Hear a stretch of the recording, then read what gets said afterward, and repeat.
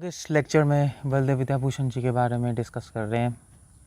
विश्वनाथ चक्रवर्ती ठाकुर के बारे में, उनकी लीला, उनका चरित्र, उनका योगदान गौड़िया वैष्णव संप्रदाय में बिना बलदेव विद्याभूषण के पूर्ण नहीं है, क्योंकि बलदेव विद्याभूषण और विश्वनाथ ठाकुर एक ही यूनिट में काम कर रहे थे, एक ही साथ गौड़िया वैष्णव संप्रदाय को उठाने का प्रयास कर रहे थे। यूँ समझ लीजिए बलदेव विद्याभूषण विश्वनाथ ठाकुर के राइट हैंड थे। ये लेक्चर में डिस्कस करूँगा बलदेव विद्याभूषण की अर्ली लाइफ, वृंदावन जाने से पहले, और फिर उनकी लेटर लाइफ, वृंदावन जब गए वहाँ पे क्या कंट्रीब्यूशन हुए। ओके, सो बलदेव विद्याभूषण का जन्म कहाँ हुआ? वेल, उससे पहले मैं इसकी बनाने से पहले एक पॉइंट नोट करने वाला है कि बलदेव विद्याभूषण के बारे, उनके लाइफ हिस्ट्री के बारे में ऐसी कोई किताब नहीं है कि उनकी लाइफ हिस्ट्री की किताब मिल जाए, या किसी ने उनकी लाइफ के बारे में लिखा भी नहीं है। तो उनके बारे में वो कौन थे, क्या किया उन्होंने, वो उनकी किताबों से ही पता लगता है। जनरली उन्होंने अपनी किताबों में उन्होंने काफ़ी अपनी बुक्स लिखी हैं। उन किताबों में उन्होंने एंड में, बुक के अंत में, बुक जब अंत की या शुरू में, या बुक के शुरू में तो मंगलाचरण में कुछ हिंट्स दी हैं, उन सारे हिंट्स को मिला के हम लोग बलदेव विद्याभूषण का एक चरित्र और उनकी लाइफ हिस्ट्री बना सकते हैं। सो इससे जब मैं बताऊंगा तो मैं रेफरेंस बता दूंगा कहाँ किस किताब से हमें इंफॉर्मेशन मिल रही है कि उनके गुरु कौन है, उनका जन्म कहाँ हुआ, इत्यादि एक्सेट्रा एक्सेट्रा। ओके, सो अभी हम डिस्कस कर रहे हैं उनका चरित्र, उनकी लीला वृंदावन जाने से पहले, या समझ लीजिए विश्वनाथ चक्रवर्ती ठाकुर से मिलने से पहले। सो बलदेव विद्याभूषण कहाँ उनका जन्म हुआ? उनका जन्म हुआ रेमुना में, और रेमुना में उनका जन्म हुआ। जन्म की डेट कोई फिक्स नहीं है, बट अराउंड 1693 के करीब उनका जन्म हुआ, मतलब 1600 के अंत में या 1700 के बिगनिंग में उनका जन्म हुआ है। और मतलब ऑफ कोर्स 1600 के अंत में ही कहीं जन्म हुआ है, 1700 के बिगनिंग में तो काफ़ी लेट हो जाएगा। 1600 के अंत में कहीं उनका जन्म हुआ है। 1693 या 1693 से भी पहले, शायद कुछ स्कॉलर्स कहते हैं उससे भी पहले उनका जन्म हुआ है। बट जन्म की डेट में काफ़ी कंट्रोवर्सी है। एनीवे, उनका जन्म कहाँ हुआ? उनका जन्म हुआ रेमुना गांव में, जो आज उड़ीसा में एक डिस्ट्रिक्ट है, बालेश्वर डिस्ट्रिक्ट, रेमुना गांव, जहाँ पे खीरचोर गोपीनाथ है। काफ़ी गौड़िया वैष्णव हम लोग वहाँ पे दर्शन कर चुके हैं खीरचोर गोपीनाथ पे। वहीं पर उसके पास में उस रेमुना जो गांव है, उसी के पास में एक सब लोकल गांव है जहाँ पे बलदेव विद्याभूषण का जन्म हुआ। एक छोटा गांव रेमुना गांव के अंडर ही। तो आप खीरचोर गोपीनाथ जाएंगे आज भी, तो वहाँ पे लोगों से पूछेंगे बलदेव विद्याभूषण का घर कहाँ है, तो वो बताएंगे हाँ यहाँ पे पास में, एक पास के गांव में, छोटे गांव में। तो रेमुना गांव में उनका जन्म हुआ, हमें कैसे पता? तो इसके लिए एक अगर आप वृंदावन जाएंगे, वहाँ पे श्याम सुंदर मंदिर में जाएंगे, तो श्याम सुंदर मंदिर में मतलब राधा श्याम सुंदर मंदिर में, वहाँ पर राधा श्याम सुंदर डीटीज जो कि श्यामानंद पंडित जी ने वृंदावन में स्थापना की, तो वहाँ पे किताब मिलेगी श्यामानंद प्रकाश, जो कि श्यामानंद परिवार में ही एक, या तो श्यामानंद प्रभु के डिसाइपल थे या रसिकानंद जी के डिसाइपल थे, कृष्ण चरण दास, उन्होंने लिखी है किताब श्यामानंद प्रकाश। और उस श्यामानंद प्रकाश में उन्होंने लिखा है कि जब श्यामानंद प्रभु रेमुना गांव के पास आए, तो ऐसे चैतन्य महाप्रभु ने पुकारा था। जब वो खेतूरी गांव के पास पहुँचे चैतन्य महाप्रभु, तो 3 बार पुकारा था, नरोत्तम नरोत्तम नरोत्तम। श्यामानंद प्रभु ने भी जब रेमुना गांव के पास आए तो 3 बार पुकारा, बलदेव बलदेव बलदेव। और श्लोक कोट करते हैं, भाई बलदेव नाम 3 बार उच्चारिला महाप्रभु जय छे नरोत्तम प्रकाशिला। तो पहले से प्रिडिक्शन थी कि बलदेव नाम का एक व्यक्ति आएगा और गौड़िया वैष्णव संप्रदाय को उठाएंगे। इसमें पता लगता है कि उनका जन्म रेमुना गांव में हुआ है। और जन्म के बाद उन्होंने आप उड़ीसा जाएंगे तो उड़ीसा में एक चिल्का लेक बहुत फेमस है, सबको पता है। मतलब उड़ीसा 2 पार्ट में डिवाइडेड है, चिल्का लेक के इस तरफ मतलब ईस्टर्न साइड, चिल्का लेक के वेस्टर्न साइड। मतलब चिल्का लेक से ही जो जो जो जो जो साउथ उड़ीसा है, नॉर्थ उड़ीसा तो चलो भुवनेश्वर कटक वो तो इजी है, साउथ उड़ीसा चिल्का लेक से डिवाइडेड है। तो चिल्का लेक जो है, चिल्का लेक के पास उस टाइम बहुत फेमस स्कूल हुआ करता था उस टाइम। मतलब ऑफ कोर्स उड़ीसा में कई स्कूल होंगे, बट वहाँ चिल्का लेक में काफ़ी फेमस स्कूल था उसके पास। और वहाँ पे लोग संस्कृत ग्रामर, न्याय, अलंकार ये सब पढ़ने चाहते थे। तो बलदेव विद्या भूषण भी वहाँ पे पढ़ने गए, और वहाँ पे जो पढ़ने गए वो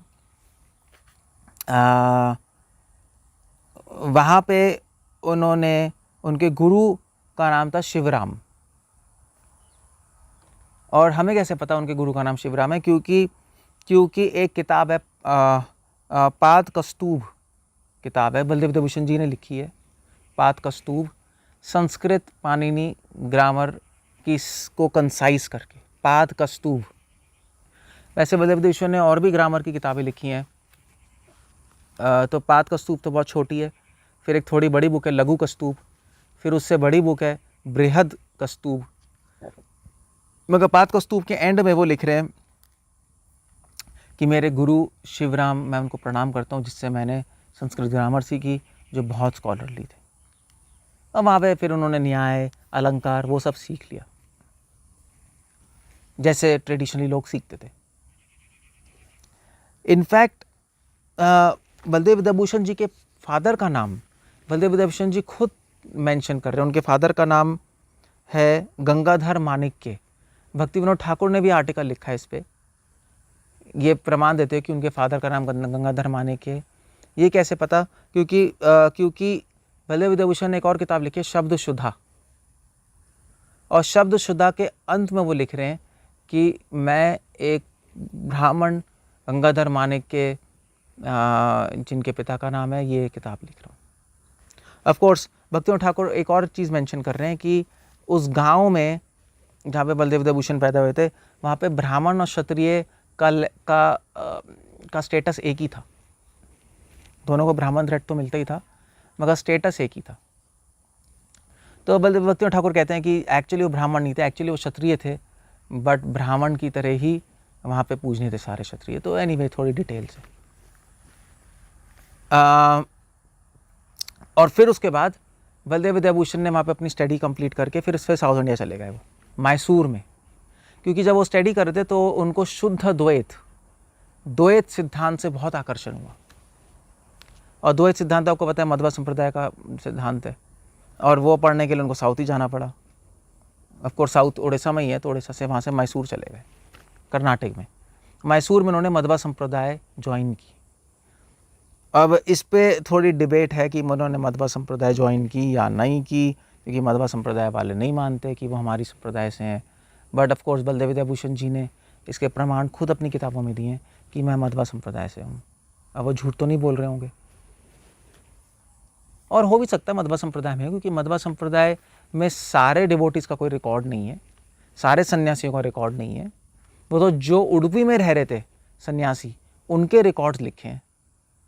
मगर मध्वा सन्यासी ये लोग ट्रैवल कर रहे थे, तो इन्होंने ट्रैवल करते करते कईयों को दीक्षित किया, और कई गाँव में कहीं सन्यास दीक्षा भी दी होंगी, और फिर लोग ट्रैवलिंग कर रहे थे। जैसे माधवेंद्रपुरी जी मध्वा संप्रदाय में आ रहे हैं, और फिर बंगाल में ट्रैवलिंग कर रहे थे, फिर वृंदावन चले गए वो। एनीवे तो बलदेव विद्या भूषण खुद प्रमाण दे रहे हैं कि मैं मध्वा संप्रदाय में आ रहा हूँ, मैंने शिक्षा ली, उसके बाद ज्वाइन किया। तो उसका प्रमाण है उनकी 2 किताबों में। एक किताब उन्होंने लिखी सिद्धांत रत्न, और दूसरी किताब लिखी है प्रमेय रत्नावली। तो प्रमेय रत्नावली के मंगलाचरण में वो लिख रहे हैं आप कि मैं किस परंपरा में आ रहा हूँ, और उसमें पूरी मध्वा संप्रदाय की परंपरा मेंशन कर रहे हैं कि मैं इस परंपरा में हूँ। और सिद्धांत रथ के अंत में, एंड में, बुक के एंड में वो मेंशन कर रहे हैं कि मैंने मध्वा संप्रदाय ज्वाइन की थी। और इनफैक्ट ब्यूटीफुली उन्होंने मध्वा संप्रदाय और चैतन्य महाप्रभु के संप्रदाय को कंपेयर भी किया हुआ है कि चैतन्य महाप्रभु के संप्रदाय क्यों मध्वा संप्रदाय में। उन्होंने रीज़न भी दिया है सिद्धांत रत्न के एंड के श्लोक में, जो कि हम पूछते हैं कि भी चैतन्य महाप्रभु की संप्रदाय मध्वा संप्रदाय में क्यों है। मध्वा संप्रदाय के कुछ सिद्धांत अलग हैं, हमारी संप्रदाय के कुछ सिद्धांत अलग है, फिलॉसफी का नाम भी अलग है, तो फिर मध्वा संप्रदाय में क्यों आ रही है हमारी संप्रदाय। उन्होंने रीज़न दिया है, तो वो श्लोक कोट कर रहे हैं सिद्धांत रथ के एंड में। और यहाँ पे लिख रहे आनंद तीर्थ प्लुतम अच्युतम में, कह रहे हैं कि मैं आनंद तीर्थ की संप्रदाय में आ रहा हूँ। आनंद तीर्थ मध्वाचार्य का एक नाम है। मध्वाचार्य के कई नाम थे, मतलब कई टाइटल थे, ऑफ कोर्स टाइटल में ले उनको, तो उनका एक नाम तो खैर मध्वाचार्य ही था जिससे फेमस है वो उडुपी में। आनंद तीर्थ नाम से भी बहुत फेमस है। एक कम नोन नाम है मध्वाचार्य का, जो है अनुमान तीर्थ, बट आनंद तीर्थ फेमस है। तो वाडी राज जी ने अपने सॉन्ग्स में आनंद तीर्थ नाम ही यूज़ किया, आनंद तीर्थ वरदा सॉन्ग में आनंद तीर्थ वर्ड यूज़ किया है। एनीवे, तो यहाँ पे वही नाम यूज़ कर रहे हैं जो कि फेमस है। आनंद तीर्थ प्लुतम अच्युतम में चैतन्य भास्वत प्रभाय अतिफुल्लम, तो वो कह रहे हैं कि आनंद तीर्थ का जो सिद्धांत है वो प्लुतम है। आनंद तीर्थ का सिद्धांत एक फूल के फ्रेश बर्ड की तरह, एक फूल की जो कली है उसकी तरह।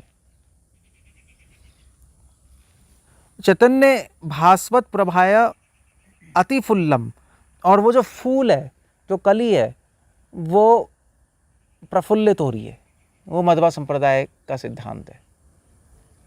और चैतन्य महाप्रभु ने उसको अति प्रफुल्लम, उसको पूरी तरह प्रफुल्ल कर दिया, पूरी तरह उसको खोल दिया कि उसमें से सुगंध, सुंदर सुगंध आने लगी। या यूं समझ लीजिए, चैतन्य महाप्रभु ने मध्वा संप्रदाय का ही सिद्धांत लिया और उसको प्रफुल्लित करके उसमें से रस प्रकट कर दिया। जो रस वहाँ था, कली में भी रस होता है, तो कली में भी सुगंध होती है, मगर पूरी तरह अभी तो पूरी तरह आप एक्सपीरियंस, अनुभव नहीं कर सकते जब तक फूल पूरी तरह प्रफुल्लित ना हो जाए, है नहीं। तो उन्होंने प्रकट कर दिया वो रस मध्वा संप्रदाय का। इसलिए चैतन्य महाप्रभु का हम कहते हैं कि हमारा जो संप्रदाय वो मध्वा संप्रदाय में आती है। ऑफ कोर्स फ़र्क है चीज़ें, मतलब आप कहोगे बहुत फ़र्क है, वो लक्ष्मी नारायण की पूजा करते हैं, हम लोग राधा कृष्ण की करते हैं, मतलब फ़र्क या भाव, बहुत ड्रास्टिक डिफरेंसेस हैं। बट हम समझते हैं कि राधा लक्ष्मी जी हैं, लक्ष्मी सहस्त्र सत संभ्र सेव्यमानम, और कृष्ण स्वयं नारायण ही है, नारायण के आदि हैं। तो उन्होंने उन्हीं लक्ष्मी नारायण के कॉन्सेप्ट को और प्रफुल्लित कर दिया राधा कृष्ण के रूप में। सेम चीज़ थी। Very beautiful understanding. Bhaktivinod Thakur भी ऐसे ही लिख रहे हैं अपने जैव धर्म में, इसी श्लोक के आधार पे कि क्या कनेक्शन है हमारा। चेतो अरविंदम प्रियतरा मरंदम पिबती अली सच्छवि तत्ववादा। तो वो कह रहे हैं कि मैंने आनंद तीर्थ संप्रदाय में तत्ववाद पढ़ा, उस पर चर्चा की, उस पर ध्यान लगाया, और फिर मैं चैतन्य महाप्रभु की संप्रदाय में आया।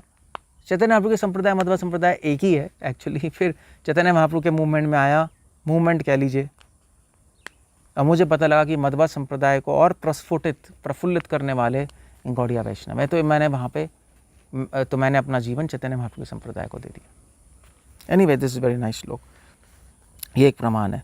और मध्वा संप्रदाय में उनके गुरु का नाम क्या था? कि गुरु का नाम था पीताम्बर दास। तो बलदेव विद्याभूषण ने एक किताब लिखी, तत्व दीपिका। उस तत्व दीपिका के एंड में वो लिख रहे हैं, मध्वा संप्रदाय में पीताम्बर दास जो मेरे गुरु हैं, मैं इनको प्रणाम करता हूँ।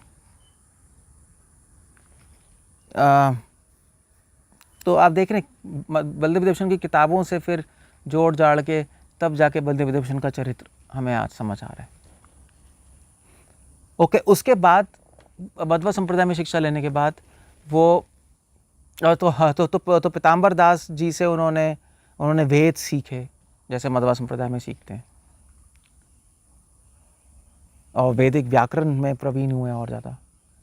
तो समझ लीजिए कि उनके एनीवे मैं आगे बताता हूँ भी। तो और फिर उसके बाद वो मैसूर से आ गए जगन्नाथपुरी।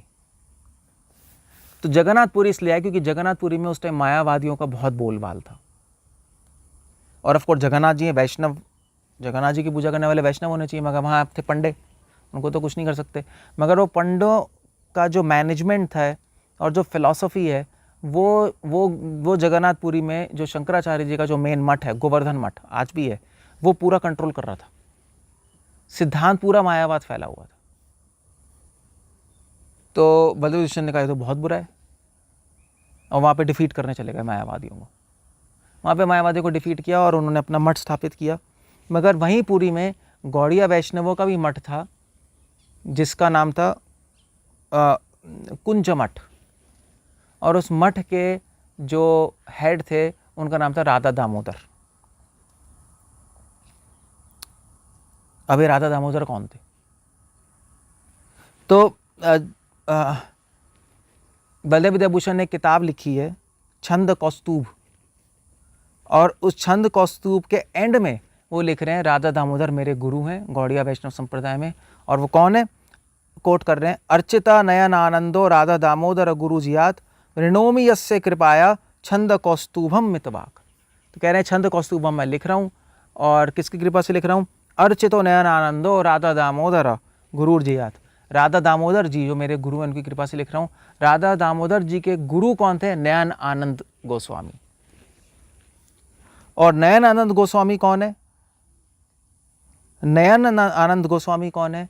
तो उसके लिए वो कोट कर रहे हैं, तो उन्होंने किताब लिखी तत्वदीपिका, साहित्य कौमुदी, और श्यामानंद षटक पे टीका लिखी है। उन तीनों बुक से हमें पता लगता है नयन आनंद कौन है। नयन आनंद के गुरु थे रसिकानंद जी, रसिकानंद जी के गुरु थे श्यामानंद जी। तो बलदेव विद्याभूषण श्यामानंद परिवार में आ रहे हैं, श्यामानंद परिवार में आ रहे हैं। और ये जो राधा दामोदर से, इनसे उन्होंने क्या सीखा? इनसे उन्होंने षट संदर्भ सीखा जीवा गोस्वामी का। इनफैक्ट कुछ लोग ऐसा कहते हैं कि राधा दामोदर जी ने देखा बलदेव विद्याभूषण जी की एरुडिशन, उनकी स्कॉलरलीनेस, तो उन्होंने सोचा कि गौड़िया वैष्णव संप्रदाय में आ जाए तो बहुत बड़ा काम हो जाएगा। तो मगर लाएं कैसे? तो कुछ लोग कहते हैं कि राधा दामोदर जी ने उनसे डिस्कशन की बलदेव विद्याभूषण जी से, तो बलदेव विद्याभूषण जी इम्प्रेस हो गए और फिर उन्होंने दीक्षा राधा दामोदर जी से ली। कुछ लोग ऐसा कहते हैं कि राधा दामोदर जी ने ट्रिक चली, उन्होंने जीवा गोस्वामी के संदर्भ, स्पेशली तत्व संदर्भ, उन्होंने बलदेव विद्याभूषण जी को दिए पढ़ने के लिए, इस बहाने कि आप इसको एडिट कर दीजिए, संशोधन कर दीजिए, या आप इस पर कुछ कमेंट कीजिए। हमारे गौड़िया वैष्णव, अल्लाह आप इतने बड़े स्कॉलर हैं तो आप हमारे गौड़िया वैष्णव के ये संदर्भ पढ़ के कुछ कमेंट कीजिए कि कैसे हैं, और जहाँ आपको गलती लगे उसको एडिट कर दीजिए। तो ठीक है। और जैसे ऐसे उन्होंने जीवा गोस्वामी के संदर्भ पढ़ना शुरू किए, तत्संदर्भ, परमात्मा संदर्भ, कृष्ण संदर्भ, ऐसे से उनका माइंड चेंज होता गया। भक्ति संदर्भ और माइंड चेंज हो गया। और उसके बाद क्या है, तो भागवत संदर्भ और माइंड चेंज हो गया, और प्रीति संदर्भ completely changed. Gaudiya Vaishnavi best है। कुछ लोग कहते हैं ऐसा हुआ था। तो उन्होंने राधा दामोदर जी से संदर्भ सीखे जीवा गोस्वामी के। तो इसलिए बलदेव विद्याभूषण जी की जो लाइफ हिस्ट्री है, वृंदावन जाने से पहले, इसके बाद वो वृंदावन चले गए। राधा दामोदर जी ने कहा कि अब तुम वृंदावन जाओ, अब वहाँ पे विश्वनाथ चक्री ठाकुर जो बहुत बड़े स्कॉलर हैं, गौड़िया वैष्णव संप्रदाय के जो मेन हेड हैं, लीडर हैं, आचार्य हैं, रक्षक हैं, पोषक हैं वर्तमान काल में, उनके पास जाके और गोस्वामी की किताबें डीप में सीखो, क्योंकि विश्वनाथ ठाकुर ने वहाँ पे स्कूल खोला हुआ था, जैसे मैंने बताया, एक्टिवली सिखा रहे थे लोगों को गौड़िया वैष्णविज्म सिस्टमैटिक फॉर्म में। तो उन्होंने कहा वहाँ जाके सीखो और वहाँ जाके उनकी सेवा करो। फिर यहाँ से वहाँ पे चले गए वृंदावन, वहाँ पे मैं अभी नेक्स्ट लेक्चर में बात करूँगा। तो हमें पता लगता है कि विश्वनाथ ठाकुर के 3 गुरु हैं। एक शिवराम, जिन्होंने उनको संस्कृत ग्रामर, न्याय, अलंकार आदि सिखाया। मध्वा संप्रदाय के पीताम्बर दास, जिन्होंने उनको वैदिक संस्कृत सिखाई। और ऑफ कोर्स तो मध्वा सिद्धांत में प्रवेश दिलाया। और राधा दामोदर जी, जो गौड़िया वैष्णव संप्रदाय के में जिन्होंने उनको प्रवेश कराया, जो कि श्यामानंद परिवार से आते हैं। और फिर उसके बाद बलदेव विद्याभूषण यहाँ से वृंदावन गए, वो मैं अगले लेक्चर में बात करूँगा। हरे कृष्ण। श्रील प्रभुपाद।